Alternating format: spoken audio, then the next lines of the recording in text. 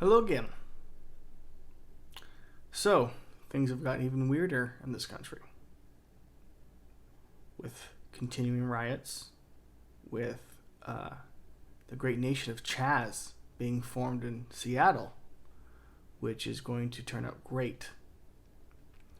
Which just leaves me thinking, where are we going right now in this country? Do we even know where we're going?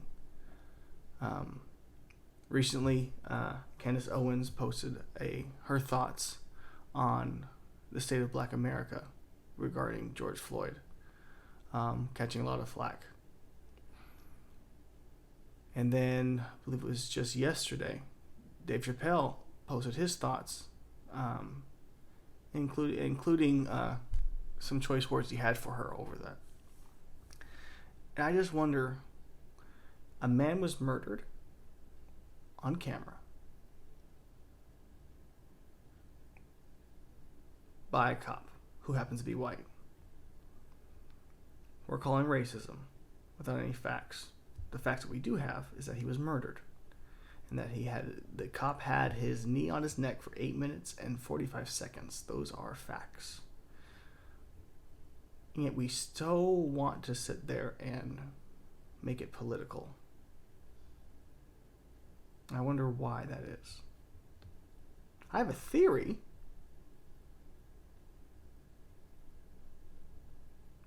But it's a rather nefarious theory.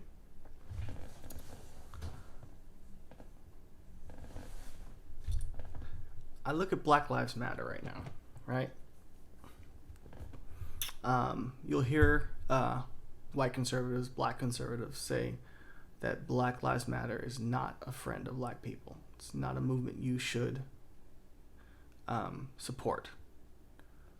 Then you hear white and black people on the left get very angry about this. So I wonder if we are listening to each other. I think we're not. Because you hear a lot of conservatives will point out what Black Lives stands for. It's not in support of black people. Not at its core. If you read their manifesto, they'll tell you right away what they actually stand for. But when you hear someone say they don't support Black Lives Matter, and I think this is intentional, you hear that they don't support black people's lives. And then people will say, all lives matter. And then you'll hear people say, that degrades the black man and black woman's lives because at one point in this country, they didn't matter.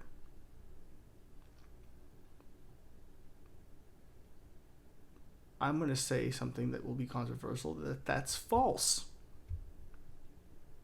Because truth is truth no matter when it happens. And the truth is, black lives always mattered. We need to remember that. They always mattered. Now, we did have places in this country, again, the truth, the Democrat led South, did not think black people's lives mattered in the equal sense. They did think their lives mattered enough to keep them enslaved, to keep them ignorant. Harriet Tubman had a quote that she could have saved more slaves or freed more slaves from slavery if they had known they were slaves. They didn't think they were slaves because that's all they knew. And I wonder if we are finding ourselves in that same dilemma here in 2020. Because if you think differently in any regard from what people say you should, you're automatically wrong. Whether that's you're a homophobe, whether you're a racist, whether you're a sexist, if you differ from the narrative, you are outcast. Or outcast, I should say. So, that being said, I want to bring up that question. Who are we fighting right now? Who? We're saying we're fighting for the Black American, the Black experience, the Black life. And I could go into the details of people talk about black on black crime. I'm not going to. I don't know if right now that is the correct argument. But I can say this, that in regards to something like Officer Tatum has said and Candace Owens, we are being told to focus on the wrong thing, I believe. We're told to focus that they're saying that they're traitors. But to who? Who are they betraying?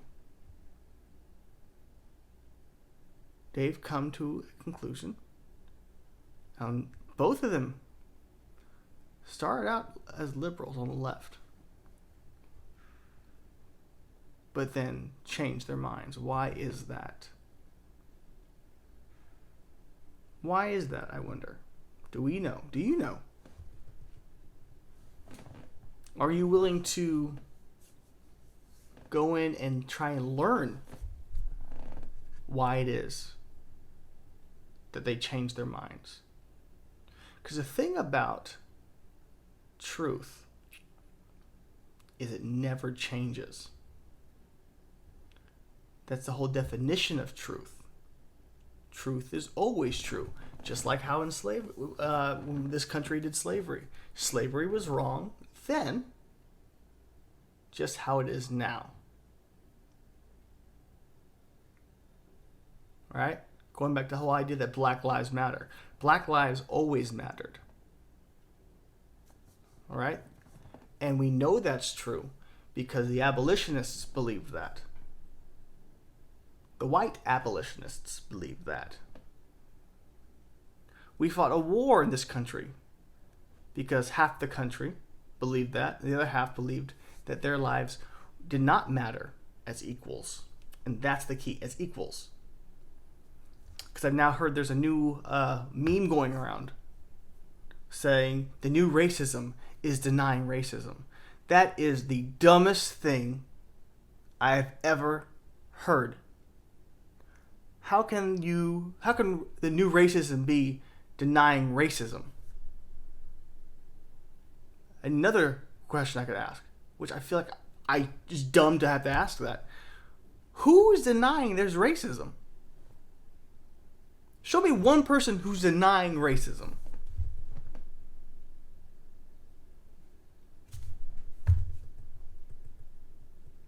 You can't. So to sit there and try to make yourself sound so good that you are rising above these lowly people who would deny something that nobody's denying is ridiculous. Now I want to read a quote. It's not going to be as long as last time. Last time I read the entire speech. I have a dream speech. I just want to quote 3 men for you guys. 3 men, 2 of which have held public office. 1 who walked not alongside Martin Luther King Jr., but walked the same battlegrounds as Martin Luther King Jr. And you would know him as Malcolm X. Now, I want you to listen to these words, especially if you're white and you are confused about what's going on or feel you know the answer to what's going on right now. And if you're black,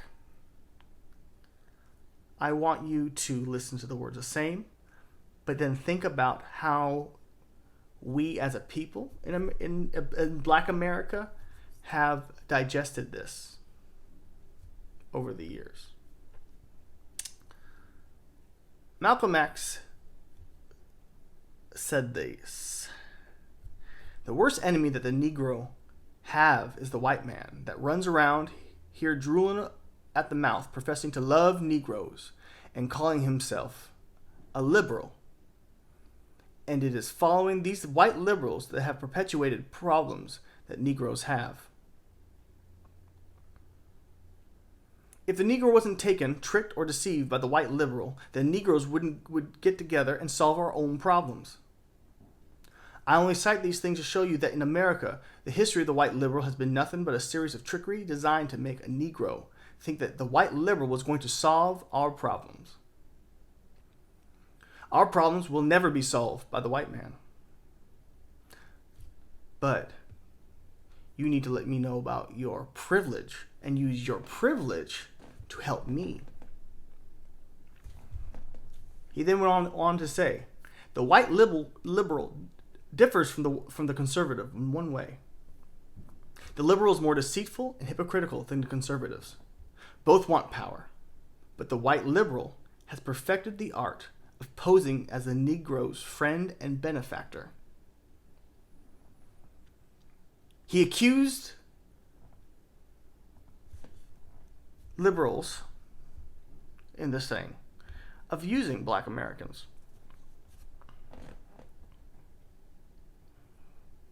like pawns, as pieces on the chessboard of political power and gaining. Does that sound familiar? Every 4 years, black Americans are pandered to. Right now, we are being pandered to in a ridiculous manner. Congressmen and women wearing African garbs of the Ashanti people, one particular tribe in Africa that doesn't represent any other tribe in Africa, which doesn't even represent any black person in America, because we all have different backgrounds here. If you're black and you are from New York, right? Whether it's Manhattan, Brooklyn, Queens, you have a different background than black people from Georgia and Alabama and Mississippi, Louisiana. Different than anyone who's black who moved here from or from Trinidad or Jamaica or Haiti, or if you're black in America and you are from Africa and you immigrated here. What is black at this point? What is black? Do we even know? Do we care? Because we're being told one thing about ourselves, but do we know who we are?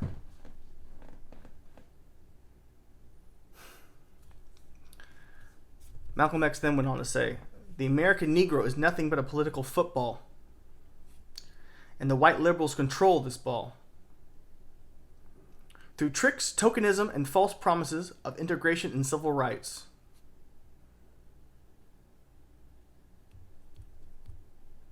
He even then went on to blame, at the time, black leadership as selling the community out. I wonder, do we have these leaders right now representing black America who go around and use tragedies to pump themselves up, to keep us voting for a particular party?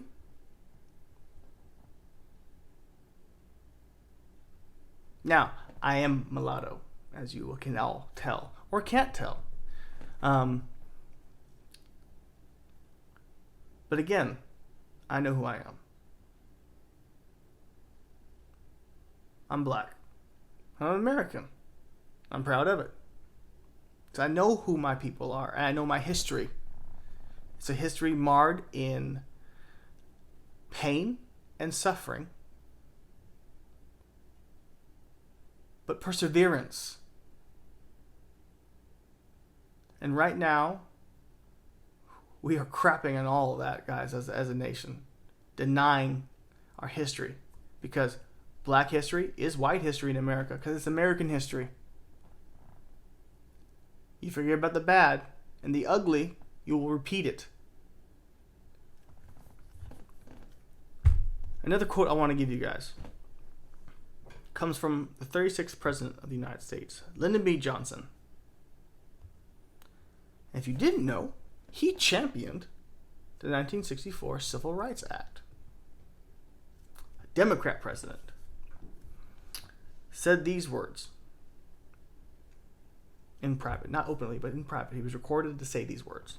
These Negroes, they're getting pretty uppity these days, and that's a problem for us since they've got something now they never had before.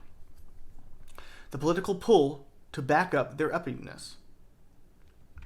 Now we've got to do something about this. We've got to give them a little something. Just enough to quiet them down. Not enough to make a difference. For if we don't move at all, then their allies will line up against us, and there'll be no way of stopping them. We'll lose the filibuster, and there'll be no way of putting a brake on all sorts of wild legislation. It'll be Reconstruction all over again. And then later, he was recorded to have said that, I can't say the word or YouTube will get angry. We'll have them N-word voting Democrat for 200 years. And by those who were around him at the time, have also been recorded to say that he pushed the bill, not out of the kindness of his heart, but a political ploy for the Democrat Party to maintain and keep power. Now, people will have and will say that this is false, that this is just a narrative conjured up by the Conservative Party. But I ask you again to think, right now, what does Black America vote? Always. What is Black America expected to vote? Always. If you don't vote that way, what are you thought of?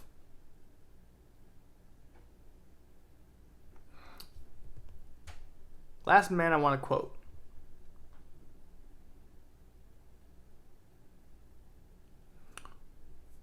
We should challenge students in these schools. We have this notion that somehow if you're poor, you cannot do it. Poor kids are just as bright and talented as white kids. Wealthy kids, black kids, Asian kids, no, I really mean it. But think about it.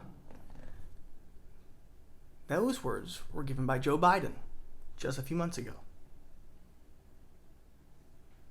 And recently, just a couple weeks ago, he was on The Breakfast Club with Charlamagne the God, as Al everybody knows.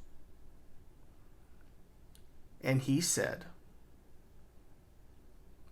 well, I'll tell you what. If you have a problem figuring out whether you're for me or Trump, then you ain't black. As if he feels that he is entitled to the black vote. Now, whether I don't care what you feel about Trump. If you made this far in the video, I just want you to know one thing.